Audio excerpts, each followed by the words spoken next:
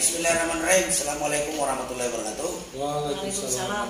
Para netizen, hari ini saya bersilaturahmi ke markas Asosiasi Serikat Pekerja Indonesia, Aspek Indonesia.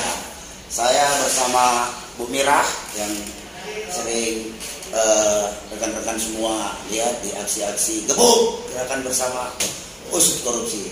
Juga didampingi oleh sekjennya Tun Sabda, ya kan, yang lagi getol memperjuangkan pengangguran Indonesia. Itu dia. Serikat Pengangguran dan Calon Pengangguran Indonesia. Ini bagus. Gimana kabarnya Bu Mirah? Alhamdulillah sehat Bang Dae.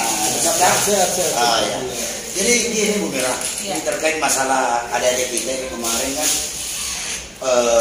BMSS ini nyuratin Jokowi terkait masalah kisruhnya di KPK.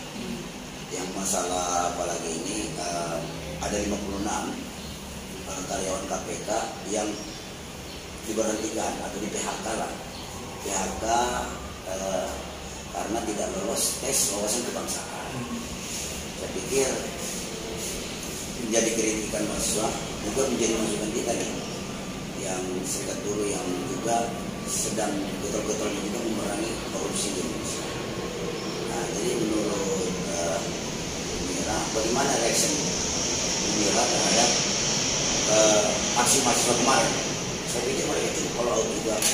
Iya, kalau saya gini, saya akan memberikan apresiasi yang setinggi-tingginya kepada elemen masyarakat siapapun itu yang terus memperjuangkan, menyuarakan tentang bobroknya kasus korupsi. Kalau saya sih sekarang menyebut koruptor itu, mohon maaf, saya enggan ya, saya nggak mau. Jadi lebih cenderung saya memberi label kepada mereka itu maling uang rakyat. Oh, maling Uang rakyat. Maling. Kalau digunakan koruptor kan keenakan. Iya. Dan tidak ada efek jerah. Iya. Jadi kesannya kayak enak kayak koruptor, padahal sebenarnya itu maling uang rakyat. Ya. Dan balik lagi saya memberikan apresiasi kepada seluruh elemen masyarakat dan wabil khusus kemarin gerakan kawan-kawan dari BMSI. Dan saya juga prihatin, sekaligus prihatin kepada ada gerakan lain. Itu saya lihat ada demo. Iya, tandingannya. Saya prihatin. Sesungguhnya memang kasus kurang lebih 54 orang. 56 orang pegawai KPK. Ini yang awalnya kurang lebih 80-an ya, 70-an orang itu dinyatakan tidak lolos hanya gara-gara tes wawasan kebangsaan. Artinya segitu rendahnya kah ya untuk melihat seseorang itu berintegritas atau tidak terhadap penanggulangan KPK, penyidikan KPK dengan hanya selembar kertas, silakan itu dengan selembar kertas dengan tes yang sebenarnya tidak ada sinkronisasi, tidak ada hubungannya dengan pekerjaan mereka selama sebagai penyidik KPK. Ini juga saya sangat prihatin kenapa dengan hanya menggunakan tes wawasan kebangsaan yang isinya jauh dari tugas-tugas mereka sebagai penyidik KPK, kemudian dinyatakan itu menjadi sebuah ukuran untuk tidak lolos. Itu yang pertama. Yang kedua, sudah berulang kali juga kita menyampaikan kepada Presiden Joko Widodo untuk turun tangan untuk menyelesaikan hal ini. Bukan berarti menyelesaikan kemudian ya malah memecat, malah kemudian kalau tidak salah Pak Firly sebagai Ketua KPK mempercepat. Kalau di Serikat Pekerja ada yang namanya pensiun dini. Nah ini PHK dipercepat, nggak ada. Dan kami sebagai aktivis Serikat Pekerja juga ini sangat kecewa dan menolak keras lah ya apa yang dilakukan oleh pimpinan KPK dalam hal ini terhadap kurang lebih 58 orang pegawai KPK yang kemarin itu katanya dipercepat PHK-nya. Padahal informasinya Presiden sudah menyarankan untuk tidak sampai mem-PHK mereka. Dan bukannya putusan Ombudsman juga seperti begitu kan? Iya, rekomendasinya. Iya, rekomendasi Ombudsman juga tidak tetap mereka dipekerjakan kan? Ya, itulah makanya kami seharusnya awalnya berharap terhadap Presiden Republik Indonesia ini untuk betul-betul serius ya. Kalau saya lihat kayak gini nggak serius gitu, nggak seriusnya karena terbukti ya pada akhirnya kawan-kawan pegawai KPK yang 58 orang lebih ini juga akhirnya ter-PHK dan malah dipercepat itu. Artinya rekomendasi ombudsman juga kan diabaikan gitu loh. Kalau dari saya sih seperti itu. Ya, Bung Sabda, reaction daripada Bung Sabda seperti apa lihat aksi pemerintah kemarin itu dan tuntutan daripada rekan-rekan mahasiswa adik-adik mahasiswa kita ini meminta agar segera mempekerjakan yang non-promotor. Iya, hampir sama Bu Mira, tapi intinya bahwa kita sangat berharap negeri ini sangat berharap masih ada sekelompok orang ya yang masih berani dan mau menyuarakan aspirasi rakyat. Nah, BEM kemarin sudah menunjukkan jati dirinya sebagai kelompok masyarakat yang ikut menyuarakan aspirasi masyarakat. Karena kasus korupsi ini kan benar-benar sudah menggurita ya. Coba tunjukin eksekutif, legislatif, yudikatif mana yang tidak koruptor, yang tidak korupsi. Kemarin Julian Batubara, dana bansos, pandemi dikorupsi juga. Itu di eksekutif. Sekarang Aziz Samsudin di legislatif. Yang ketuk palu. Yang ketuk palu omnibus law. Wakil rakyat. Gitu kan. Yudikatif juga ada hakim MK kemarin dilaksanakan gitu. Artinya ini satu kondisi bangsa yang memang sudah sangat memprihatinkan. Korupsi ini sudah sangat menggurita sehingga butuh sekelompok orang, berapapun orangnya gitu ya, ada BEM mungkin dari Serikat Pekerja juga, dari Gebuk juga kan juga cukup kencang menyuarakan untuk menghukum para koruptor itu. Memang harus ada orang seperti itu. Nah, sayangnya memang komitmen pemerintah untuk memperkuat KPK ini terkesan hanya main-main, hanya lip service aja gitu. Lip service aja gitu, katanya mau diperkuat, tapi justru penyidik-penyidik yang berprestasi, yang banyak menangkap koruptor-koruptor kelas kakap malah diberhentikan dengan alasan tidak lulus tes wawasan kebangsaan. Ini kan sebenarnya lucu gitu. Kalau mau tes wawasan kebangsaan harusnya dulu. Ini kan mereka penyidik-penyidik lama. Yang sudah ibaratnya itu udah lulus segala macam tes lah gitu kan. Bahkan mereka termasuk orang-orang awal ya. Orang-orang awal di KPK tahu persis bagaimana KPK, niatnya menjadikan KPK apa, udah bangkotan lah kasarnya gitu kan. Udah pelotokan tuh soal segala macam komitmen kapasitas dan kompetensinya. Lucu kalau kemudian hanya gara-gara tidak lulus tes orang atau tidak di pihak dipercepat. Aduh, ini prihatin benar. Kita sebagai Serikat Pekerja juga sangat prihatin dan mudah-mudahan BEM terus komitmen ya, terus konsisten juga nanti bersama dengan Gebuk mungkin juga ikut bersama-sama juga. Harus selalu ada orang-orang menyuarakan dan berani menyuarakan terkait dengan pemberantasan korupsi itu.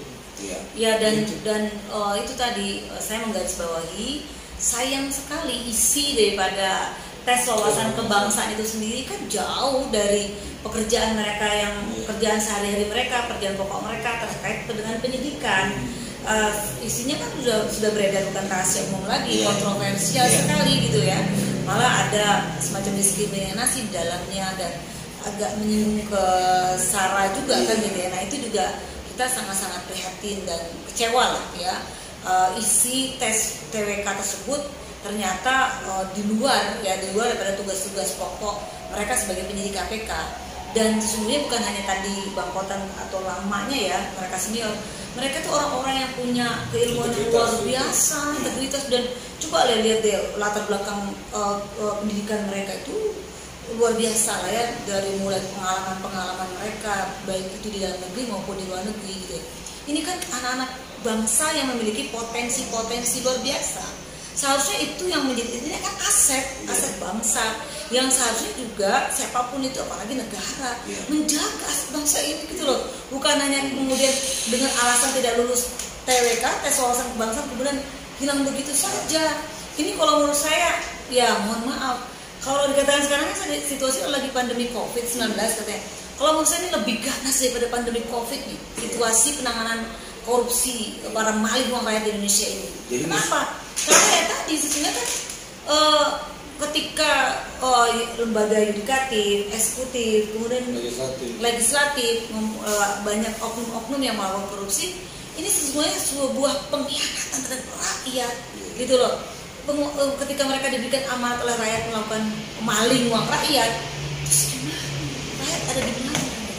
Di mana giroh mereka, di mana kecintaan hati nurani mereka, kecintaan mereka terhadap bangsa dan negara ini. Makanya saya bilang tadi, ini lebih ganas daripada pandemi COVID-19 ya. Kelakuan kalau kayak maka tadi si Juliani Batubara ini kan masa uang rakyat miskin loh itu, haknya maling juga, habis gitu loh. Dari anggaran COVID ya yang ribuan triliun itu ya, sumbernya ya disiapkan oleh negara untuk penanganan COVID-19, ternyata habis korupsi, COVID juga nggak kelar-kelar. Gitu ya. Jadi apalagi ini seperti aksi kemarin yang dilakukan oleh mahasiswa itu sampai dihalang-halangi, dikasih tali berjalan. Biasanya kan aksi di depan KPK itu kan biasanya kan KPK welcome, bahkan menyediakan tempat khusus untuk para demonstran di depan kantornya. Apakah ini menurut Bu Mira sebuah kemunduran demokrasi dalam hal penyampaian pendapat di muka umum? Iya, saya jadi ingat dengan aksi gerakan bersama usut tuntas korupsi. Yang saya Pak juga ada di dalam kan. Saya ingat betul ketika itu juga kita dihalangi dengan substansi tali ya, dan juga luar biasa pengamanan dari pihak aparat kepolisian saat itu luar biasa ketat gitu ya. Nah ini juga kita salah satu prihatin juga nih ya. Kenapa kita kesana itu tidak membawa senjata, kita tidak membawa niat buruk, justru niat kita lurus sayang dengan KPK, cinta dengan KPK. Kita ingin negeri ini betul-betul bersih dari para maling-maling, para rampok uang rakyat itu gitu loh. Toh di sini ada kan KPK itu bukannya lahir karena ada dari reformasi. Nah rahimnya reformasi muncullah KPK. Nah ketika itu kita sangat menjunjung tinggi reformasi, kemudian lahir KPK. Nah ini harus kita rawat, kita jaga. Bukan kemudian malah ketika mereka ada, KPK kan lembaga biasa juga, yang kemudian suatu waktu juga bisa melakukan kesalahan. Nah kemudian ketika ada kesalahan, rakyat wajar-wajar saja untuk mengkritisi dalam rangka untuk memberikan masukan yang benar, membangun supaya KPK terhindar dari quote and quote para oknum yang akan menghancurkan KPK itu sendiri. Menggunakan KPK sebagai alat untuk mengintimidasi lawan politik misalnya. Kalau Bu Sapri gimana? Padahal sebetulnya kader KPK tadi rakyat itu membutuhkan KPK yang kuat karena dia harus jadi lembaga yang mampu menindak maling-maling uang rakyat. Kan kita bayar pajak nih. Kita semua bayar pajak. Jadi uang pajak itu jangan kemudian jadi bancaan di eksekutif, di legislatif, di yudikatif. Maka fungsi KPK itu harus diperkuat dengan cara yang lebih baik lagi gitu. Nah ini kan enggak. Nah itu sekali lagi sih kita berharap ya Presiden Jokowi untuk benar-benar membuktikan serius. Kalau kata siapa yang mengatakan lip service, the king of lip service itu kan jadi BMUI kan kita seperti mengamini gitu. Oh iya juga ya gitu kan. Kalau BMUI mengatakan the king of lip service karena ternyata faktanya membuktikan hal seperti itu. Apalagi kemarin informasinya waktu di demo oleh BMSI ini ketua KPK malah kabur gitu ke Jambi. Ini kelihatan bahwa belum siap dikritik. Ketua KPK belum siap untuk menjadi ketua KPK. Belum siap jadi pejabat. Mentalnya kalau dia sudah menjadi ketua KPK artinya mentalnya itu udah 1000 baja, bukan selapis baja, 1000 baja. Mau ada kritikan, mau ada masukan, mau ada apapun, apalagi demo itu hal yang biasa seharusnya hadapi. Bukannya ya saya nggak tahu ya apakah itu betul-betul ada agenda mereka dia ke sana ya atau bagaimana, tetapi yang pasti hadapi saja itu tuh adik-adik kita, adik-adik mahasiswa dan juga bagian daripada rakyat untuk memberikan masukan yang bermanfaat. Tapi mungkin juga film ini mencontoh kepada atasannya, plannya, yaitu Presiden Jokowi. Kan waktu kita demo undang-undang Omnibus Law, dia malah kabur ke Kalimantan lihat bebek. Ya kan itu saya pikir mungkin bercontoh juga seperti begitu karena kan bosnya begitu. Gimana? Sebagai pejabat publik yang Presiden, DPR, legislatif, termasuk KPK harusnya sadar diri bahwa mereka itu dipilih oleh rakyat, mengemban amanah rakyat. Ada yang dipilih langsung ya seperti Presiden, DPR. Tapi ada yudikatif tidak dipilih langsung oleh rakyat kan, tapi dipilih oleh presiden, kan gitu kan. Atau ada mekanisme DPR yang memilih ketua KPK misalnya gitu kan. Tapi artinya ketika ada rakyat yang datang demo itu jangan dianggap sebagai ada pihak lawan yang sedang menghujat, harusnya dianggap sebagai rakyat yang sedang mengadu. Kan gitu.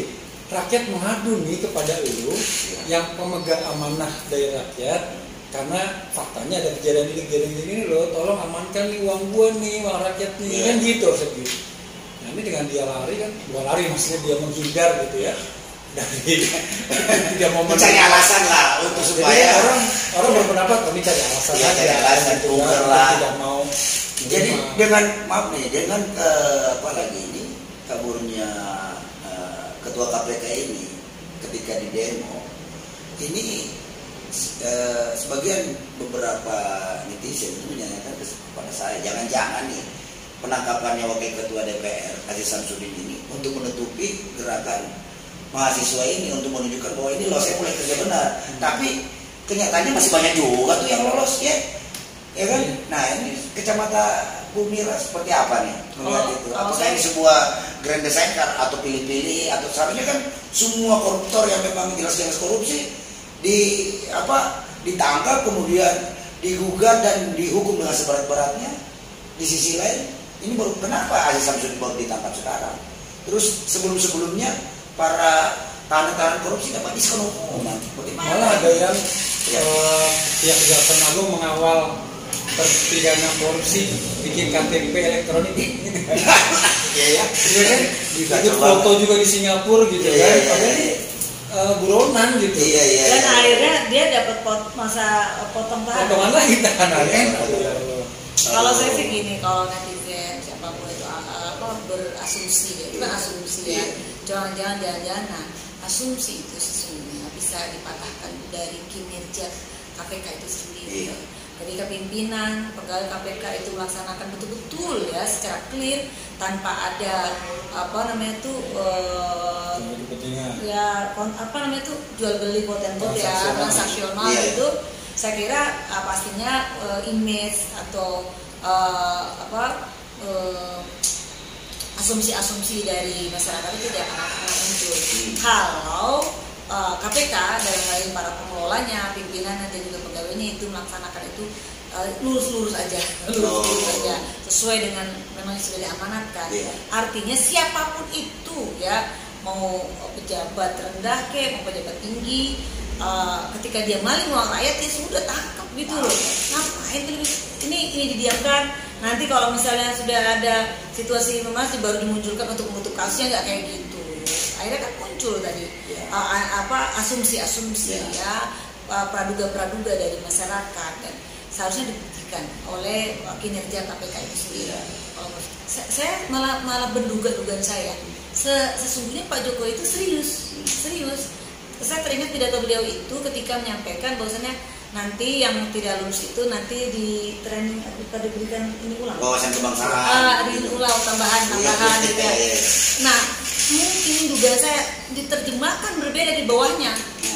Malah cepat PHK-nya gitu loh. Mungkin kalau saya sih masih positif nih ya terhadap Pak Jokowi, kayaknya salah penerjemahan yang di bawahnya mungkin sehingga muncullah tadi PHK itu cepat. Tapi kalau misalnya terjadi salah dalam hal menangkap instruksi presiden atau pesan-pesan dari Pak Jokowi, tentunya kan masa Pak Jokowi nggak tahu kalau KPK sedang didemo besar-besaran, harusnya dia datang dong secara fair, tegur dong bawahannya bahwa maunya saya itu begini sesuai dengan amanah dan aspirasi rakyat agar 58 orang ini dipekerjakan kembali.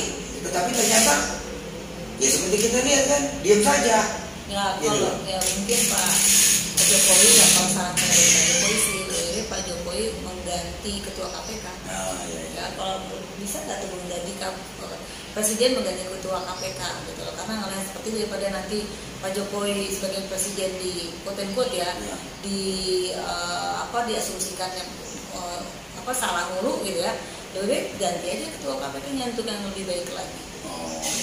Ya seperti ada kekuatan besar ya di balik yang kita nggak tahu nih ya. Seperti ada kekuatan besar yang memang ingin menyingkirkan tadi. Jadi juga Pak Refli punya backing.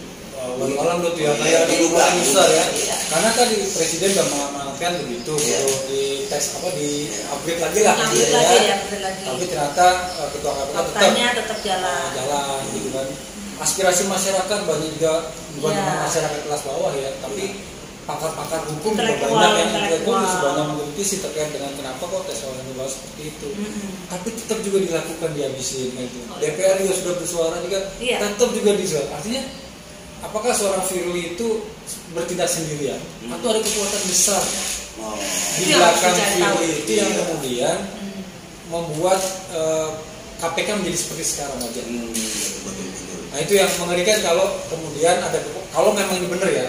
Dan tadi kan saya hanya berpraduga, berasumsi. Kalau memang ada kekuatan besar di balik Firly yang kemudian berhasil memanggil KPK, ini kan duka buat bangsa Indonesia ini. Kalau rakyat benar-benar, kalau benar-benar ada ya, itu rakyat benar-benar, aduh, terhianati lah, benar-benar dikhianati itu.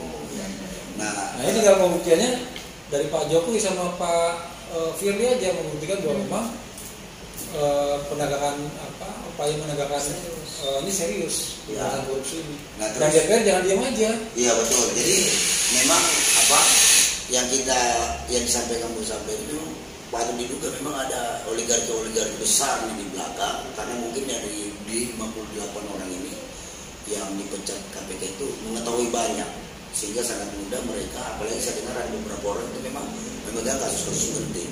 Nah, kembali daripada gerakan buruh sendiri, serikat buruh dalam hal penegakan korupsi, kita sudah mulai kritik ini kemarin lewat teman-teman gerakan nasional korupsi ya.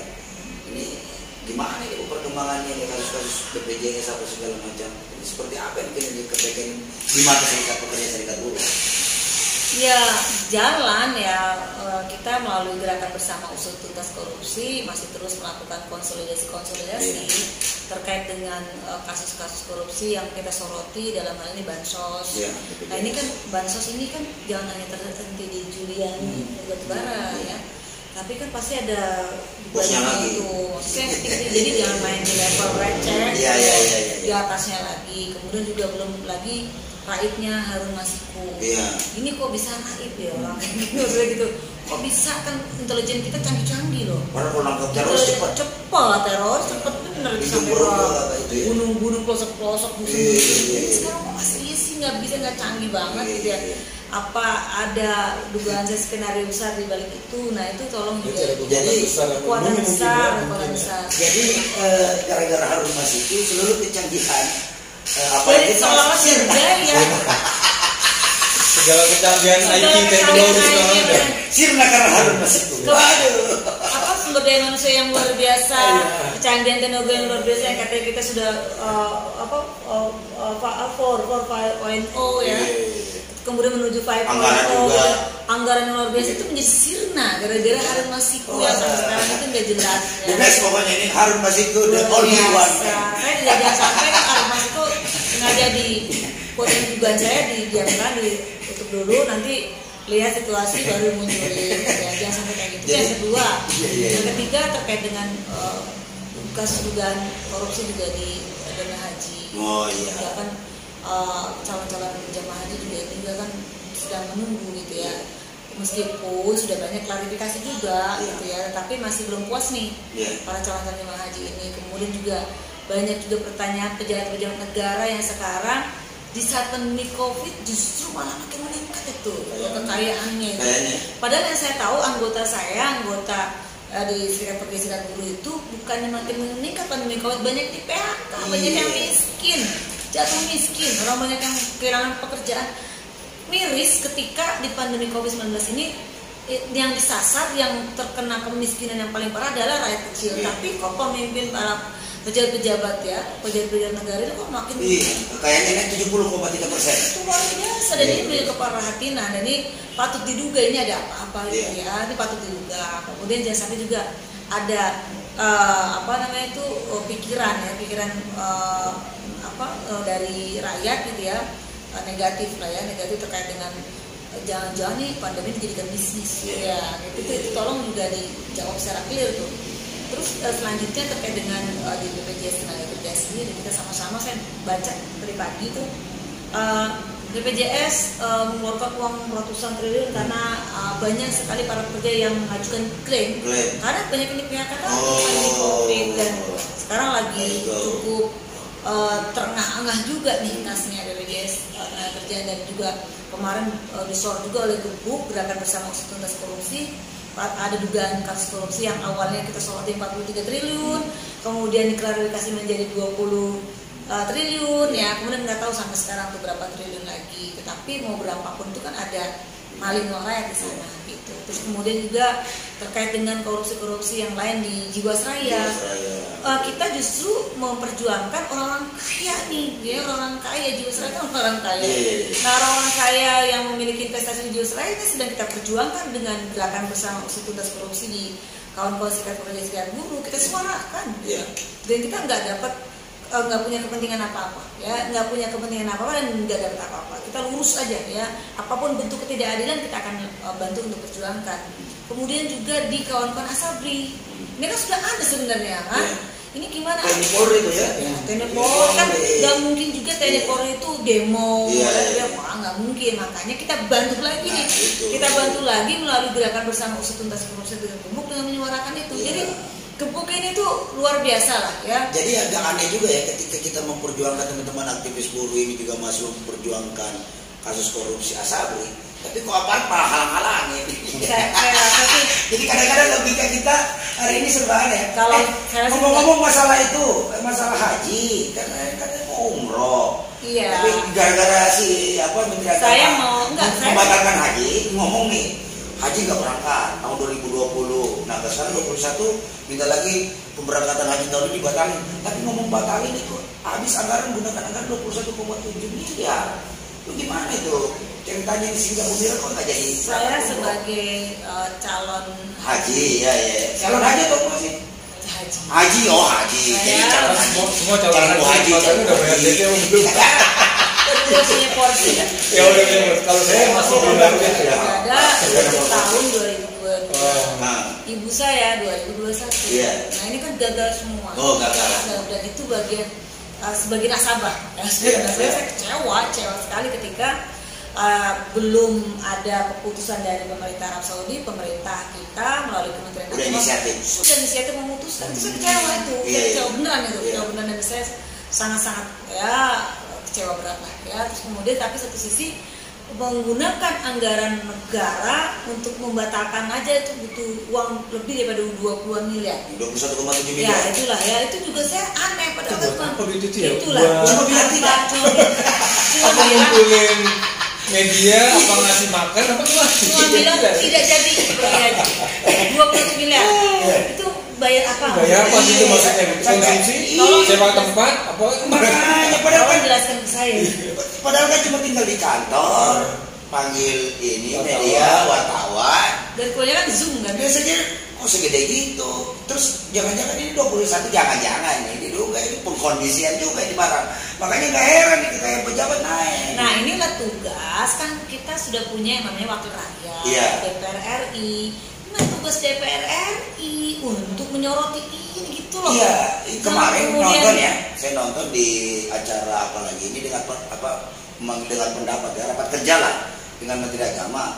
Ditanyain nih masalah penggunaan 21,7 miliar ini, masalah penyampaian pembatalan haji digunakan untuk apa? Itu Menteri Agama tidak bisa menjawab apa-apa. Namun sayangnya DPR tidak mencecar itu. Bukan mencecar, harusnya menindaklanjuti. Iya. Fungsi dia legislatif. Fungsi DPR RI bukan hanya sekedar mohon maaf ya Pak, ditonton oleh rakyat secara seolah mencecar saja, kemudian eksekusinya mana? Sudah ditindaklanjuti dong. Oh iya. Loh, terus mana? Kan punya hak. Betul. Punya hak namanya legislatif, dan kita sudah menyuarakan, menyuarakan, mewakilkan kepada mereka gitu loh. Jangan hanya bicara mohon maaf.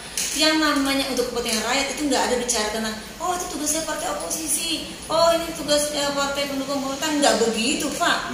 Bicara tentang untuk memperjuangkan rakyat, seluruh partai yang ada di DPR itu punya kewajiban untuk memperjuangkan rakyat gitu loh. Cuma sekarang sudah disfungsional karena fungsinya begitu tadi, karena ya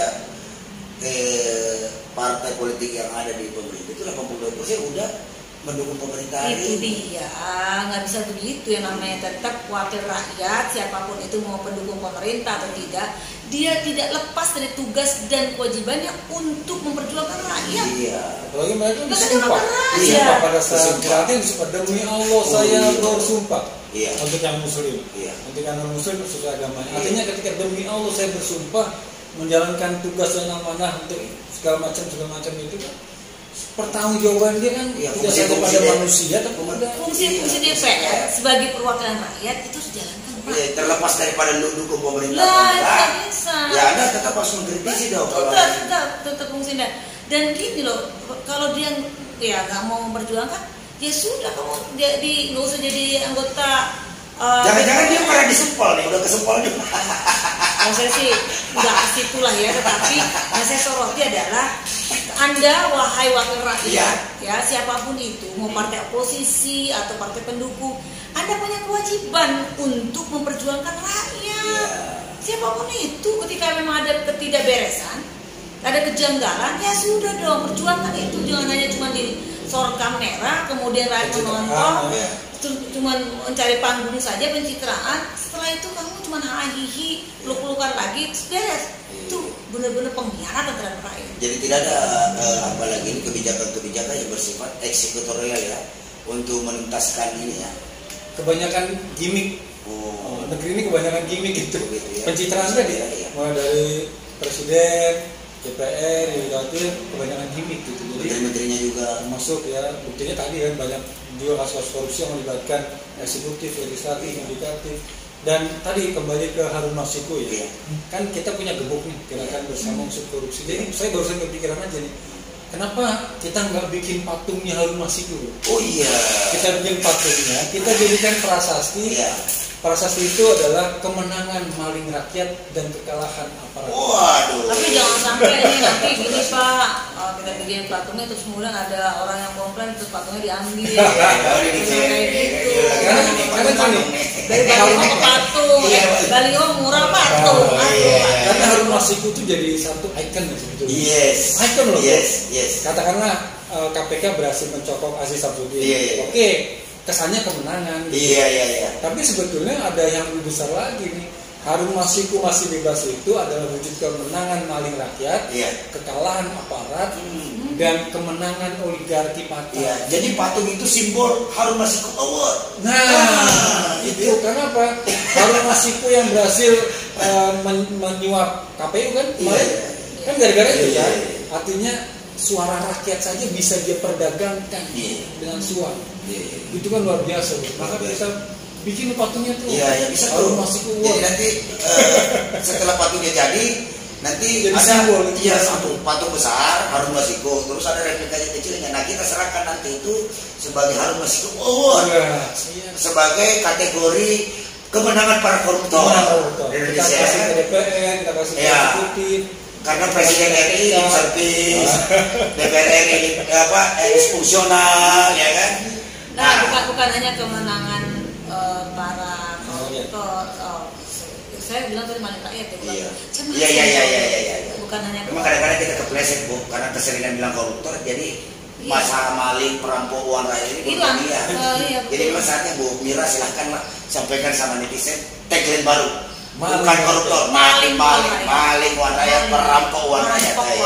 Biar dia malu sekali. Ya, lanjut. Apa tahu nggak punya orang? Saya lupa tadi.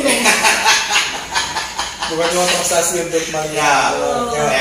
Harun Masiku Award tadi, ngomong masalah Harun Masiku Award tadi. Nanti buat patung gede, terus kemudian replika kecilnya.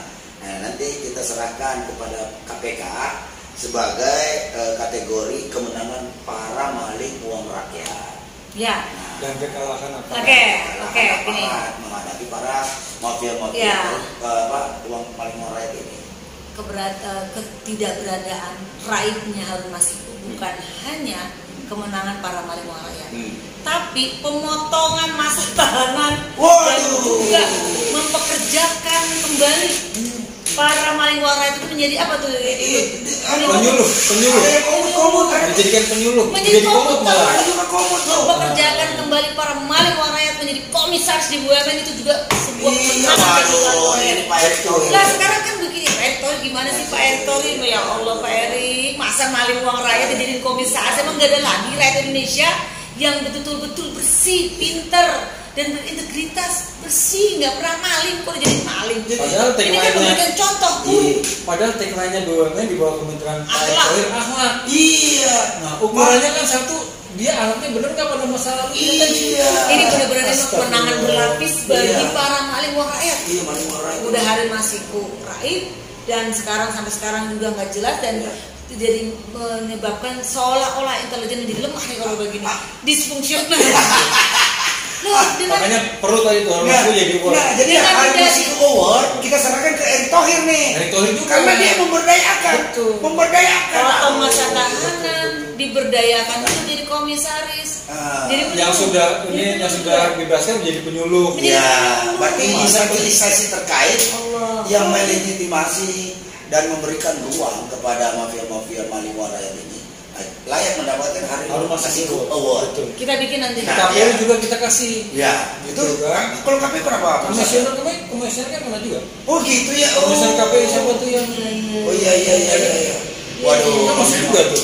Luar biasa. Gara-gara harus masuk itu tapi harus masuknya lari kan? Iya. Itu gara-gara harus masuk itu. Iya Jadi benar-benar. memang harus masuk ini jadi simbol kemenangan maling rakyat. Harun Masiku ini dalam 5 tahun terakhir ini menjadi the rising star di Indonesia terkait masalah penegakan hukum terhadap kepada mafia-mafia maling uang rakyat, rampok uang rakyat. Penghargaan Iya. sebesar-besarnya karena mampu menjadi maling, mengambil merampok uang rakyat dan bebas, bahkan dikurangi masa tahanan. Waduh. Bahkan dapat jabatan komisaris. Iya. Jadi negeri kita hari ini dan sangat menjijikan lagi saya melihat ya di media televisi ya. Itu saya sangat jijik. Bagaimana maling uang rakyat itu dikawal, diperlakukan istimewa ya. Diperlakukan tanpa diborgol, dijemput bahkan ada fotonya di lapas itu dada-dada.